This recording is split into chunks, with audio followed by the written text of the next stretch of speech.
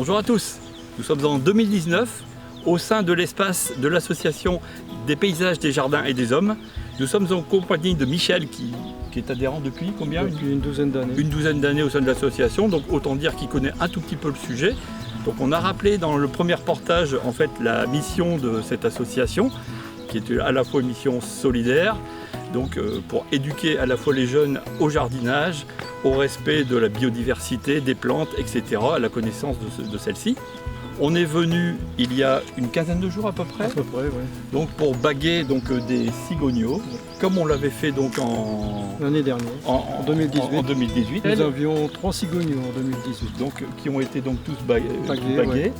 Et est-ce qu'on les a contrôlés? Parce que je rappelle que l'intérêt du bagage, c'est quand même de mettre une immatriculation à l'oiseau avec une bague relativement grande qui permet d'être lue par la plupart des observateurs, munie d'une paire de jumelles ou d'une lunette. Un contrôle qui est quand même beaucoup plus facile, qui n'est pas réservé aux bagueurs et aux personnes qui ont les autorisations de capture et de manipulation. C'est quand même une possibilité de récupération de bagues qui est très importante. L'intérêt aussi, c'est que ce sont des oiseaux avec des pattes bien dégagées, ce sont des échassiers.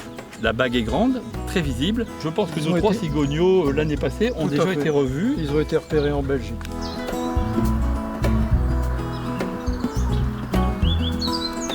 L'association PJH remercie vraiment vivement Enedis, parce que sans Enedis, nous n'aurions pas ce pylône, nous n'aurions pas installé la plateforme, et nous n'aurions peut-être pas de cigognes dans le jardin d'Hermine. Donc vraiment un grand merci à Enedis. Et un grand merci à tous ceux qui grimpent. Qui fait, Monsieur le Président, à peu près un partenariat de 4 ans, auquel on a commencé par l'installation justement suite à la suppression de la ligne haute tension qui était là, de garder le support pour mettre le nid. Là, quand par exemple quelqu'un observe un oiseau, note la bague, eux ils ne voient que ça, ils ne voient pas ça.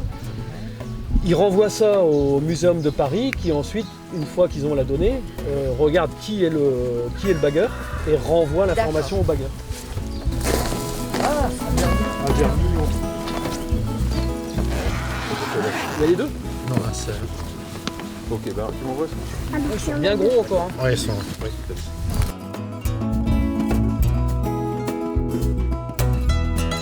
Donc là, on leur pose 2 bagues. Hein. Une bague métal qui est leur carte d'identité et qui ne tombera jamais. Et une bague plastique qui est pas... chez tous les oiseaux qu'on bague, on pose cette bague métal. Par contre, on pose pas forcément la bague plastique. La bague plastique, c'est une bague supplémentaire qui permet l'identification à distance.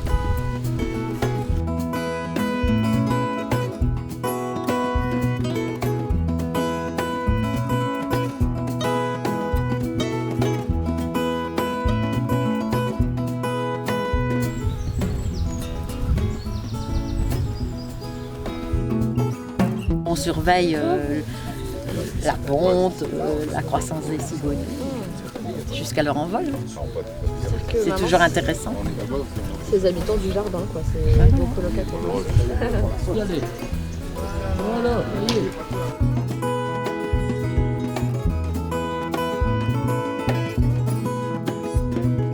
Voilà, et donc cette année, on refait la même opération avec la LPO. On va nommer Chantal Brief, marraine des 2 jeunes de l'année. Christophe va rappeler leur nom. Alors, c'est les bagues FLNL et FLNM. J'en suis ravie.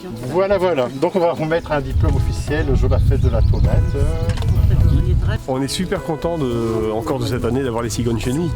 Quand même, bon, 2 jeunes c'est un peu moins que l'année dernière, mais l'année prochaine on en aura un peu plus. Voilà, on est très satisfaits.